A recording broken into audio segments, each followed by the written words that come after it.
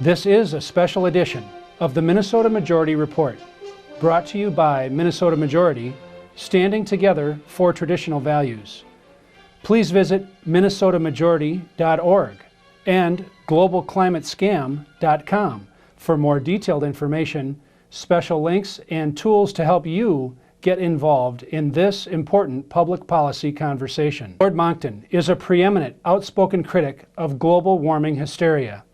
He played a critical role in suing the British government over the showing of Al Gore's movie, The Inconvenient Truth. He is an international ambassador of common sense and goodwill. Lord Monckton is visiting Minnesota for the debut of the film Climate Change, and to offer reasonable and respectful counterpoint to those who insist that the debate on climate change is over.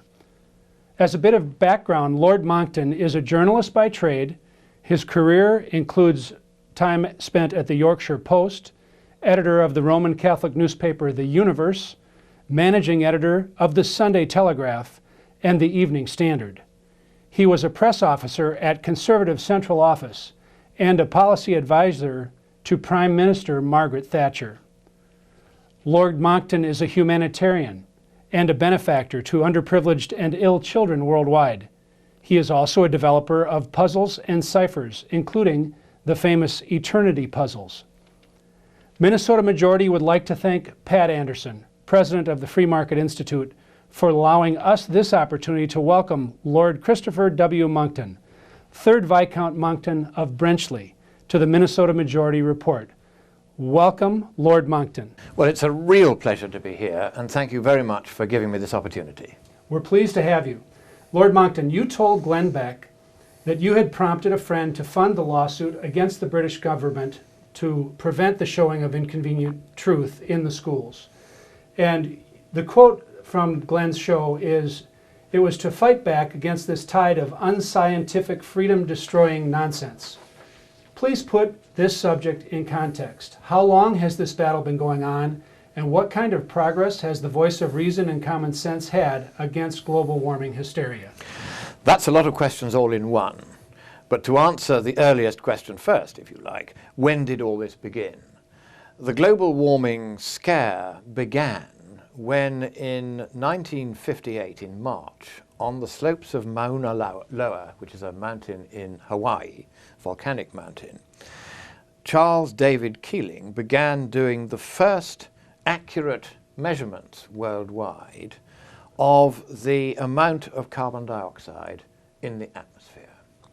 And he did this by a new technique which he himself had developed. It was a very meticulous technique. It's now copied all around the world, and it's quite a reliable technique. And he discovered that by about 1 to 2 parts per million per year, the concentration of carbon dioxide in the atmosphere is rising.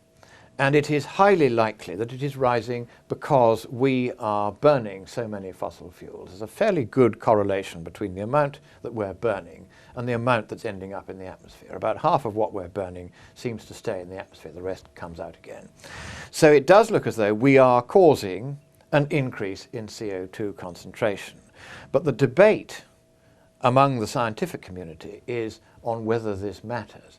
And that is not a political question, which is why people like Al Gore ought to stay well clear of it, because his movie starts from the assumption that carbon dioxide has a very large effect on global temperature, when in fact the very small changes that we are able to make to the atmospheric concentration of carbon dioxide, 2 parts per million per year, 200 parts per million per century, it's not a lot. That in fact doesn't have a very large effect.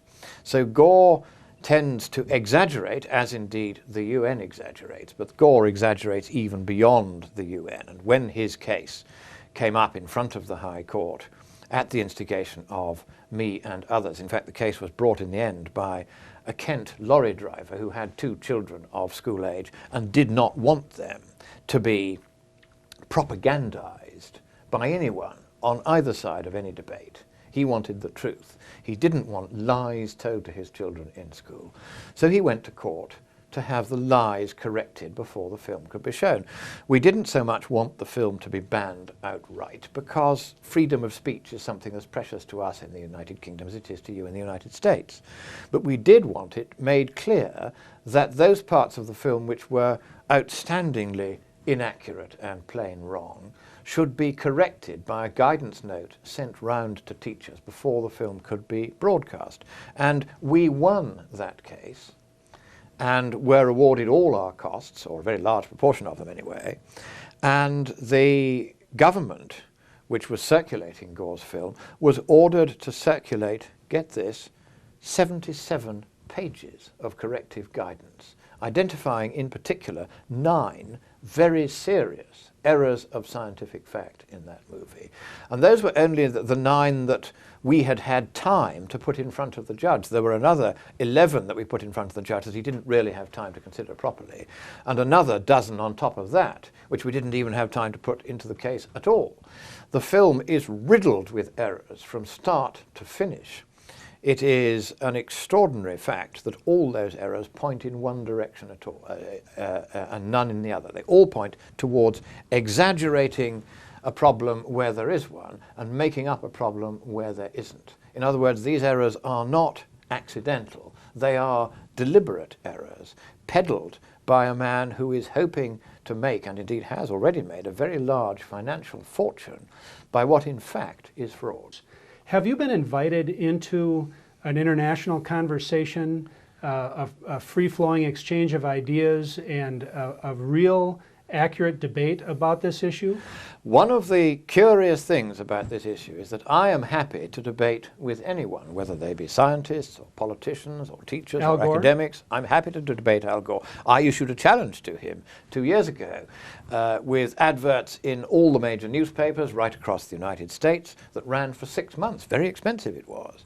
He did not reply. Why? Because he knows perfectly well that if he comes up against me or anyone who knows the elementary science and economics behind this particular story, he will be left bleeding all over the floor. He knows he can't win. And indeed, when the Republican elected minority in Congress invited me to testify alongside Al Gore in front of the Energy and Commerce Committee of Congress earlier this year on the Waxman-Markey climate bill, the bill that actually says that it wants to close down 5/6 of the US economy by the year 2050.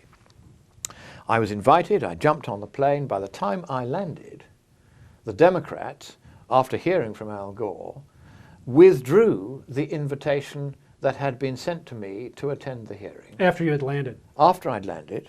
And they said the reason was that I had already testified at a previous hearing of that committee a few weeks previously, and they didn't want me to testify again. But that is the first time in the history of the United States Congress that the chosen witness of the elected minority has been refused the absolute right to testify. So free speech is one of the many casualties of the climate